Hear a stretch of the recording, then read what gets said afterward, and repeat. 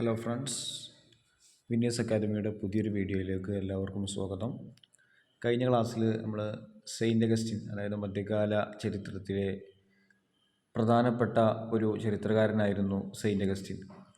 നമ്മൾ നേരത്തെ പറഞ്ഞിട്ടുണ്ട്, മധ്യകാല ചരിത്രരചനയുടെ രണ്ട് ഭാഗങ്ങളാണ് ക്രിസ്ത്യൻ ഹിസ്റ്റോറിയോഗ്രഫി, അതുപോലെ തന്നെ ഇസ്ലാമിക് ഹിസ്റ്റോറിയോഗ്രഫി. അപ്പോൾ ഇസ്ലാമിക് ഹിസ്റ്റോറിയോഗ്രഫിയിൽ പ്രധാനപ്പെട്ട ഒരു ചരിത്രകാരനാണ് ഇബ്നു ഖൽദൂൻ. അദ്ദേഹം 1332 ജനിച്ചു. എന്നിട്ട് 1406 CE 1406 മരിച്ച ഒരു ഇസ്ലാമിക ചരിത്രകാരനായിരുന്നു ഇബ്നു ഖൽദൂൻ എന്നുള്ളത്. അപ്പോൾ ഈ ഒരു ഇബ്നു ഖൽദൂനെ പറ്റിയാണ് നമ്മൾ പറയാൻ പോകുന്നത്. അപ്പോൾ ആർക്കെങ്കിലും എന്തെങ്കിലും സംശയം ഉണ്ടെങ്കിൽ കമൻ്റായിട്ട് ചോദിക്കാൻ മറന്നു. അതുപോലെ തന്നെ ഈ ഒരു ക്ലാസ്സിൻ്റെ രീതിയിൽ എന്തെങ്കിലും മാറ്റങ്ങൾ വരുത്തണമെന്നുണ്ടെങ്കിൽ അതും നിങ്ങൾ കമൻറ്റിലൂടെ അറിയിക്കരുത്. അപ്പോൾ ഫസ്റ്റ് പോയിൻ്റ് തന്നെ നമ്മൾ പോയിൻ്റാണ്, അതായത് ഇസ്ലാമിക ചരിത്രരചനാ ശാസ്ത്രത്തിൽ, അതായത് മധ്യകാലഘട്ടത്തിലെ ഒരു ശാസ്ത്രശാഖയായിരുന്നു ഇസ്ലാമിക് ഹിസ്റ്റോറിയോഗ്രഫി. അപ്പോൾ ആ ഒരു ഇസ്ലാമിക് ഹിസ്റ്റോറിയോഗ്രഫീൻ്റെ ഒരു പ്രഗത്ഭനായ ചരിത്രകാരനായിരുന്നു ആര്, ഈ ഒരു ഇബ്നു ഖൽദൂൻ എന്ന് പറയുന്നത്. അദ്ദേഹം ഈ ഒരു തുണീഷ്യയിലാണ് ജനിക്കുന്നത്. തുണീഷ്യയിലെ ഒരു പാണ്ഡിത്യ കുടുംബത്തിലാണ് ആര് ജനിക്കുന്നത്, ഈ ഒരു ഇബ്നു ഖൽദൂൻ ജനിക്കുന്നത്.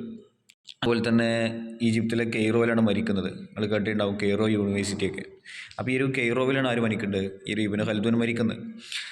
അദ്ദേഹം ഈ ഒരു ചരിത്രത്തിൻ്റെ ശാസ്ത്രത്തിന് രൂപം നൽകി. അതായത് ചരിത്രം ഒരു ശാസ്ത്രീയപരമായി എങ്ങനെ നിർമ്മിക്കണം, എങ്ങനെ ഒരു ശാസ്ത്രീയമായി ചരിത്രം നിർമ്മിക്കാം എന്നതിനുള്ള അതിൻ്റെ ഒരു തിയറിറ്റിക്കലായിട്ടുള്ള ഭാഗങ്ങൾ രൂപീകരിച്ച ഒരു വ്യക്തിയാണ് ആര്, ഈ ഒരു ഇബ്നു ഖൽദൂൻ എന്ന് പറയുന്നത്.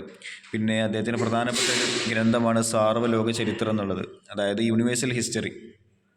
ഒരുപക്ഷെ നിങ്ങൾ ചെറിയ ക്ലാസ്സുകളിലൊക്കെ കേട്ടിട്ടുണ്ടാവും, പ്ലസ് ടുവിലായിട്ടും അതുപോലെ തന്നെ 10ാം ക്ലാസ്സിലൊക്കെ ആയിട്ട് ഒരു ഇബ്നു ഖൽദൂനെ പറ്റി പഠിച്ചപ്പോൾ ഈ ഒരു യൂണിവേഴ്സൽ ഹിസ്റ്ററിയെ പറ്റി കേട്ടിട്ടുണ്ടാവും. അപ്പോൾ ഈ ഒരു യൂണിവേഴ്സൽ ഹിസ്റ്ററിയെ പറ്റി നമുക്ക് ജസ്റ്റ് ഒന്ന് മനസ്സിലാക്കാനുണ്ട്. അപ്പോൾ ഈ ഒരു യൂണിവേഴ്സൽ ഹിസ്റ്ററി എന്നുള്ളത് അദ്ദേഹത്തിൻ്റെ മാസ്റ്റർ പീസ് ഐറ്റമാണ്. അപ്പോൾ ഈ മാസ്റ്റർ പീസ് ഐറ്റം 7 വാള്യങ്ങളായിട്ടാണ് ഇതായിട്ടുള്ളത്, പ്രസിദ്ധീകരിച്ചിട്ടുള്ളത്.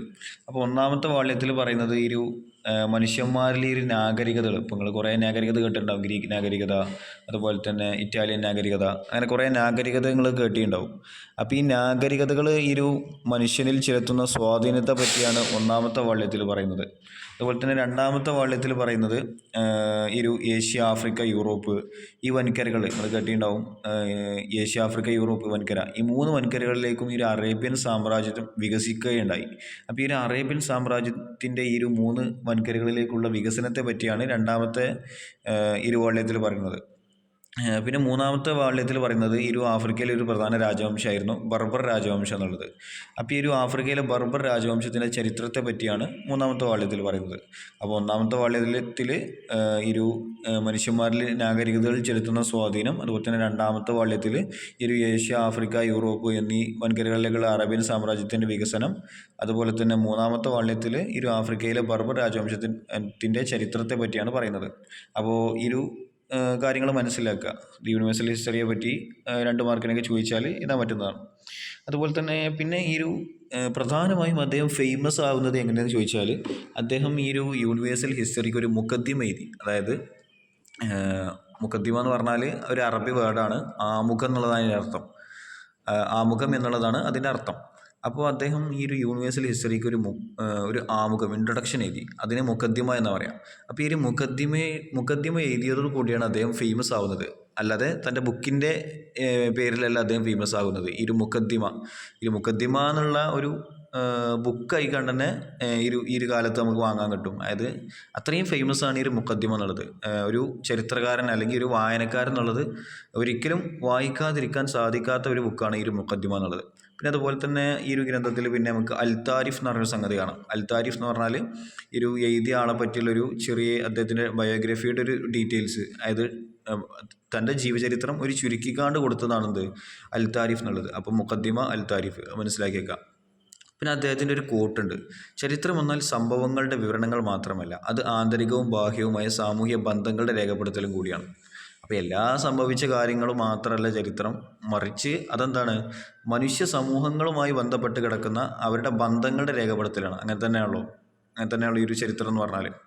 പിന്നെ നമ്മൾ കഴിഞ്ഞ ക്ലാസ്സിൽ പറഞ്ഞിരുന്നു ഒരു സൈക്ലിക്കൽ തിയറി, അതായത് ഒരു സമൂഹം ഇപ്പോൾ ഉന്നതിയിലെത്തിയാൽ അതെന്തായാലും പിന്നെ കുറച്ച് കഴിഞ്ഞാൽ എന്താവും, പൊളിഞ്ഞാടും, പിന്നെ ഉന്നതിയെത്തും, പിന്നെയും പൊളിഞ്ഞാടും. അങ്ങനെ ഒരു ചാക്രിക വീക്ഷണം, ഒരു സൈക്ലിക്കൽ തിയറിയെ പറ്റി നമ്മൾ കഴിഞ്ഞ ക്ലാസ്സിൽ പറഞ്ഞിരുന്നു. അപ്പോൾ ഈ ഇബ്നു ഖൽദൂനെ സംബന്ധിച്ചിടത്തോളം അദ്ദേഹം ഈ ഒരു സൈക്ലിക്കൽ തിയറിയെ പിന്തുണയ്ക്കുന്ന ഒരാളാണ്. പിന്നെ അദ്ദേഹം എന്തായിട്ടുണ്ട്, ഈ ശാസ്ത്രത്തെ 3 രീതിയിൽ തരംതിരിച്ചിട്ടുണ്ട്: സിദ്ധാന്തിക ശാസ്ത്രം, അതുപോലെ തന്നെ പ്രായോഗിക ശാസ്ത്രം, ഉൽപ്പാദനപരം, അതായത് തിയററ്റിക്കൽ, പ്രാക്ടിക്കൽ, പ്രൊഡക്റ്റീവ്. ഇതൊക്കെ ജസ്റ്റ് മനസ്സിലാക്കി വെക്കാനുള്ളൂ, കൂടുതൽ അതിനെപ്പറ്റി പഠിക്കാനൊന്നുമില്ല. അതേമാതിരി തന്നെ അദ്ദേഹം ഭരണകൂടത്തെ 3 തരമാക്കുന്നുണ്ട്. അതായത് അതിപ്പോൾ ഇസ്ലാമിക വിശ്വാസപ്രകാരം 2 ലോകമുണ്ട്. അതായത് ഈ ദുനിയാവ് മീൻസ് നമ്മളിപ്പോൾ ജീവിക്കുന്ന ഈ ഒരു ലോകം, സമകാലിക ലോകം. അപ്പോൾ ഈ ഒരു ലോകം, അതുപോലെ തന്നെ പിന്നെ മരിച്ചു കഴിഞ്ഞാൽ വേറെ ലോകം ഉണ്ടെന്നുള്ളതാണ് ഇസ്ലാമിക വിശ്വാസം. ഈ ഒരു ഇസ്ലാമിക് ഹിസ്റ്റോറിയോഗ്രഫിയിൽ പഠിച്ച ഒരു വ്യക്തിയാണല്ലോ ഇബ്നു ഖൽദൂൻ. അപ്പോൾ അതുകൊണ്ട് തന്നെ അദ്ദേഹം പറയുന്നത് ഈ ഒരു ഭരണകൂടം 2 ലോകത്തിന് വേണ്ടിയും, അതായത് ഈ ലോകത്തിൽ വേണ്ടിയും അതുപോലെ തന്നെ പരലോകത്തിന് വേണ്ടിയും പ്രയത്നിക്കുന്ന ഒരു ഭരണകൂടം, അതാണ് ഒന്നാമത്തെ ടൈപ്പ് ഭരണകൂടം. പിന്നെ രണ്ടാമത്തെ ടൈപ്പ് ഭരണകൂടം എന്താ വെച്ചാൽ നമ്മുടെ ഈ ലോകത്ത് മാത്രം ലക്ഷ്യമാക്കി, അതായത് ഈ ലോകത്തിലുള്ള നന്മകൾ മാത്രം ലക്ഷ്യമാക്കി പ്രവർത്തിക്കുന്ന ഒരു ഭരണകൂടമാണ് രണ്ടാമത്തെ ഭരണകൂടം. പിന്നെ മൂന്നാമത്തെ ഭരണകൂടം എന്താണെന്ന് വെച്ചാൽ ഈ ഒരു ഭരണാധികാരികളുടെ ലക്ഷ്യത്തിന് മാത്രം പ്രാധാന്യം നൽകിക്കൊണ്ടുള്ള ഒരു ഭരണകൂടമാണ്. അതായത് ജനങ്ങളുടെ ഈ ലോകത്തുള്ള അല്ലെങ്കിൽ പരലോകത്തുള്ള ഒന്നിനും പ്രാധാന്യം കൊടുക്കാതെ ഭരണാധികാരികൾ സ്വന്തം കാര്യങ്ങൾക്ക്, അതായത് തങ്ങളുടെ ഭാര്യമക്കൾ അങ്ങനത്തെ കാര്യങ്ങൾക്ക് മാത്രം പ്രാധാന്യം കൊടുക്കുന്ന ഒരു ഭരണകൂടമാണ് ഈ ഒരു ഭരണകൂടം. അപ്പോൾ ടോട്ടൽ 3 ടൈപ്പ് ഭരണകൂടമാണ് നമ്മൾ പറഞ്ഞത്, അത് ഓർത്ത് വെക്കുക. ഇനി അടുത്തതായിട്ട് നമുക്ക് പറയാനുള്ളത് ഈ ഒരു ഭരണാധികാരിയെ പറ്റിയാണ്. അദ്ദേഹം ഒരു ഭരണാധികാരി, ആർക്കാണ് ഭരണാധികാരി ആവാൻ കഴിയുക, ഭരണാധികാരിയുടെ ക്വാളിഫിക്കേഷനെ പറ്റി ഇബ്നു ഖൽദൂൻ തൻ്റെ ഗ്രന്ഥത്തിൽ പറയുന്നുണ്ട്. അപ്പോൾ ഒന്നാമത്തെ എന്താ വെച്ചാൽ അദ്ദേഹം നിയമം അറിയുന്ന ആളായിരിക്കണം എന്നതാണ്. ഇപ്പോൾ ഒരു ഭരണാധികാരി നിയമം അറിഞ്ഞില്ലെങ്കിൽ കുറേ പ്രശ്നങ്ങൾ ഉണ്ടാവുമല്ലോ, സ്വാഭാവികമായിട്ടും. അതിനെ പറ്റിയാണ് ഒന്നാമത്തെ പോയിന്റ് ആയിക്കൊണ്ട് അദ്ദേഹം നിയമം അറിയണം എന്ന് പറഞ്ഞത്. പിന്നെ അതേമാതിരി തന്നെ നിയമം നടപ്പിലാക്കാൻ കഴിയും വേണം. ഇപ്പോൾ ഒരാൾക്ക് നിയമം നടപ്പാക്കാൻ കഴിവില്ലെങ്കിൽ പിന്നെ അയാൾ രാജാവായിട്ട് കാര്യമുണ്ടോ, ഇല്ലല്ലോ. പിന്നെ അതേപോലെ തന്നെ അദ്ദേഹം പറയുന്നത് നിയമത്തെ വ്യാഖ്യാനിക്കാൻ കഴിയുന്നതാണ്. ഇപ്പോൾ ഒരു പ്രശ്നം ഉണ്ടായി, അപ്പോൾ ഒരുപക്ഷെ ആ നിയമം ചിലപ്പോൾ ആളിങ്ങനെ വന്ന് പറയും ആ നിയമത്തിൽ ഇങ്ങനെയാണല്ലോ, അപ്പോൾ ആ നിയമത്തിനെ വ്യാഖ്യാനിക്കാൻ എന്താവണം, ഈ ഒരു രാജാവിന് കഴിയണം എന്നുള്ളതാണ്.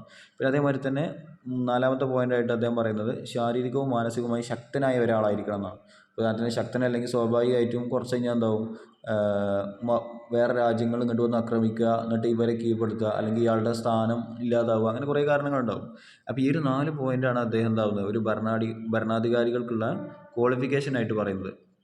പിന്നെ അദ്ദേഹം പറയുന്നുണ്ട് ഓരോ വിഭാഗങ്ങളുടെയും ചരിത്രം വ്യത്യസ്തമായിരിക്കും. ഉദാഹരണത്തിന് മുസ്ലിങ്ങളുടെ ചരിത്രം വ്യത്യസ്തമായിരിക്കും, ഹിന്ദുക്കളുടെ ചരിത്രം വ്യത്യസ്തമായിരിക്കും, സിഖ് മതക്കാരുടെ, അങ്ങനെ ഓരോ മതക്കാരുടെയും ചരിത്രം വ്യത്യസ്തമായിരിക്കും. അപ്പോൾ അദ്ദേഹം പറഞ്ഞു വെക്കുന്ന പോയിന്റ്, ഒരു സമൂഹം മറ്റൊരു സമൂഹത്തിൽ നിന്ന് വ്യത്യസ്തമാണ്. അതായത് ഓരോ സമൂഹത്തിൻ്റെയും ചരിത്രം എന്തായിരിക്കും, വ്യത്യസ്തമായിരിക്കും എന്നുള്ളതാണ്. പിന്നെ അദ്ദേഹം ഈ ഒരു ചരിത്രത്തിന് മതപരമായ വ്യാഖ്യാനം, അതായത് ക്രിസ്ത്യൻ ഹിസ്റ്റോറിയോഗ്രഫി നമ്മൾ പഠിച്ചിട്ടുണ്ട്. അവർ ക്രിസ്തു മതത്തെ ഒന്ന് പ്രോത്സാഹിപ്പിക്കുക എന്ന ലക്ഷ്യത്തോടു കൂടിയാണ് അവർ ചരിത്രം എഴുതിയത്. അങ്ങനെ ഈ ഒരു ചരിത്രത്തിന് മതപരമായ വ്യാഖ്യാനം നൽകുന്നതിന് ആര് പ്രാധാന്യം കൊടുത്തില്ല, ഈ ഒരു ഇബ്നു ഖൽദൂൻ പ്രാധാന്യം കൊടുത്തില്ല. അതുമാത്രമല്ല അദ്ദേഹം അതിനോട് യോജിച്ചതുപോലും ഇല്ല എന്നുള്ളതാണ്. അപ്പോൾ പിന്നെ അദ്ദേഹം പറയുന്നത് മനുഷ്യൻ്റെ സാമൂഹ്യ ഘടനയെക്കുറിച്ചുള്ള അറിവാണ് ചരിത്രം എന്നുള്ളതാണ്. അതായത് മനുഷ്യന്മാരുടെ സാമൂഹ്യ ഘടന, അവിടെ ഉണ്ടാകുന്ന സംഭവങ്ങൾ, വികാസങ്ങൾ, അതുപോലെ തന്നെ അവിടെ എന്തൊക്കെ പ്രശ്നങ്ങൾ ഉണ്ടാവുന്നുണ്ട്, ഇതിനെ കുറിച്ചൊക്കെ സമഗ്രമായി പഠിക്കുന്ന ഒരു അറിവാണെന്ത് ഈ ഒരു ചരിത്രം എന്നുള്ളത്.